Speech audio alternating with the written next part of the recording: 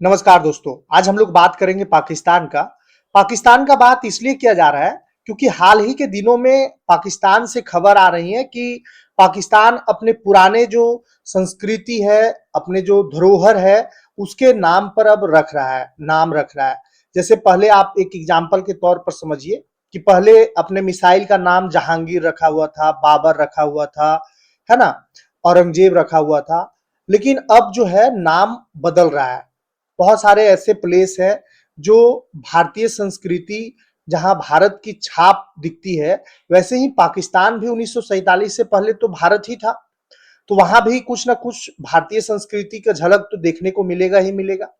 आप ये भी देख सकते हैं कि सिंधु घाटी सभ्यता, है ना, ये तक्षशिला, ये सब सब पाकिस्तान में पाया जाता है। और पाकिस्तान जो है ये सबसे अपना इतिहास को जोड़ रहा है और अब कह रहा है कि संस्कृत जो पाणिनि थे, संस्कृत के जनक, है ना, ये सब सबसे जोड़ रहा है। वो बहुत सारे हिंदू नाम से भी अपने आप को कनेक्ट कर रहा है। इसी पर आज हम लोग बात करेंगे। हड़प्पा, लोथल, मोहनजोदारो, धोलावीरा, आखिर में पाकिस्तान का हृदय परिवर्तन क्यों हो रहा है? पाकिस्तान जो है वो अपना संस्कृति पे क्यों लौटना चाह रहा है? इसी पर आज हम लोग डिस्कशन करेंगे। आपको पता होगा कि आज 79 ईयर का हो गया है पाकिस्तान। 5000 वर्ष पुराना सभ्यता से अपना संबंध जोड़ रहा है। सिंधु सभ्यता, तक्षशिला, पाणिनि, संस्कृत का संबंध खुद से बता रहा है। पाकिस्तान अपनी उन मिसाइलों के नाम बदलने पर भी विचार कर रहा है जो उसने मुस्लिम आक्रांताओं के नाम पर रखे थे।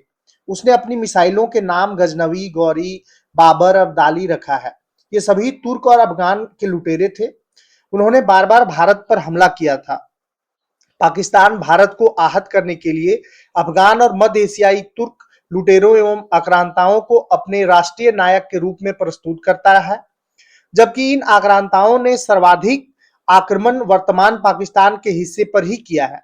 इस वर्ष के प्रारंभ में पाकिस्तान की पंजाब सरकार ने लाहौर के कुछ इलाकों के पुराने हिंदू और सिख नाम वापस रखने का प्रस्ताव दिया था।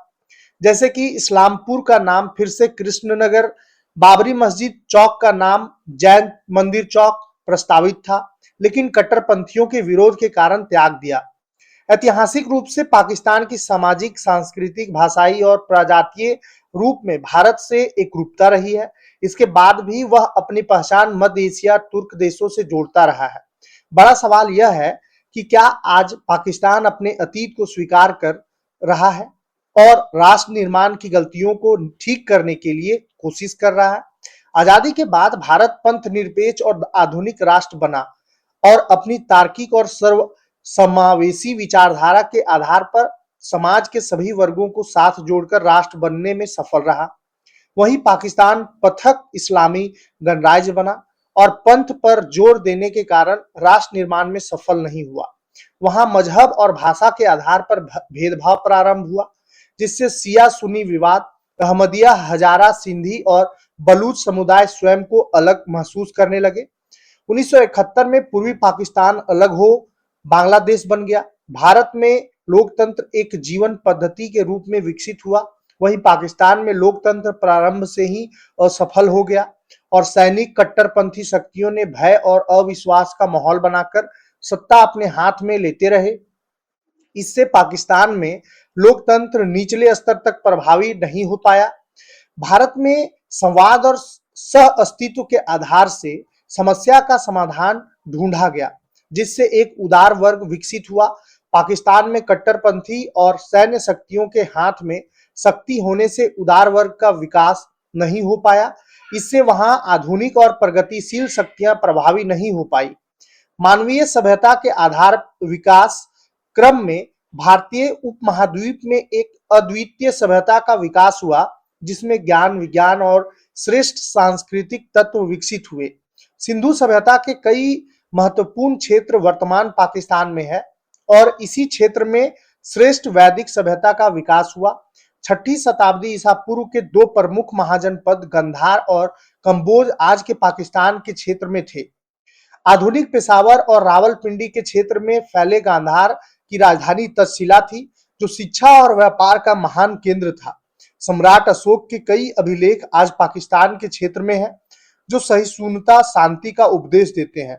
महात्मा गांधी के महात्मा गांधी बुद्ध के उपदेश से जुड़े स्थल आज के पाकिस्तान के कई क्षेत्रों में विद्यमान है।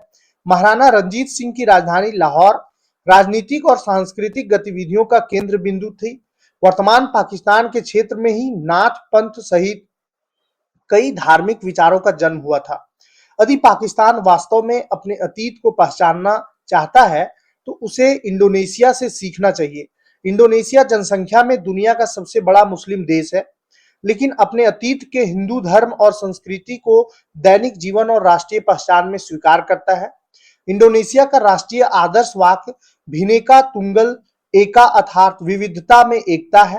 राष्ट्रीय चिन्ह में भगवान विष्णु का वाहन गरुड़ शामिल है। वहां रामायण और महाभारत को सांस्कृतिक धरोहर माना जाता है।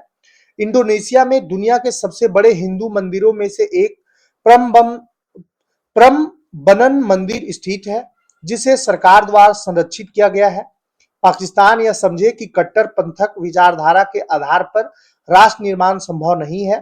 पाकिस्तान द्वारा अपनी मूल पहचान को छोड़कर स्वयं को कट्टर इस्लामी और शुद्ध अरबी तुर्की और पहचान के आधार पर संगठित करना इतिहास का अनादर है।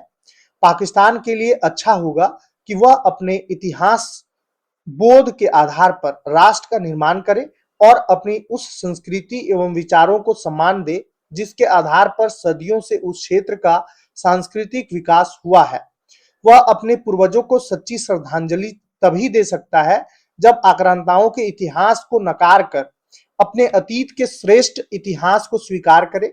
जिन क्रूर आक्रांताओं के विरुद्ध वर्तमान पाकिस्तान के क्षेत्र के निवासियों ने अपना सर्वोच्च बलिदान दिया था, उनका महिमामंडन पाकिस्तान के पूर्वजों का अपमान है। और इस तरह से पाकिस्तान जो है अपने इतिहास को समझ करके फिर से नाम जो है वो बदलना स्टार्ट कर दिया है। विचार ही आना ये बहुत बड़ा संकेत होता है। तो पाकिस्तान के नेताओं के मन में अगर विचार आ रहा है कि हम पहले हिंदू थे, पहले हमारा संस्कृति क्या था, हम किससे जुड़े हुए थे, और ये मन में अगर विचार आ जाए तो कहीं ना कहीं बदलाव संभव होता है। आज पाकिस्तान आतंकवाद का गढ़ बना हुआ है। पाकिस्तान का अर्थव्यवस्था डूबती हुई नाव पर सवार है। ऊर्जा और महंगाई का संकट गहरा चुका है और भविष्य भी अंधकारमय हो चुका है। धर्म और पहचान की राजनीति वहां चरम सीमा पर है।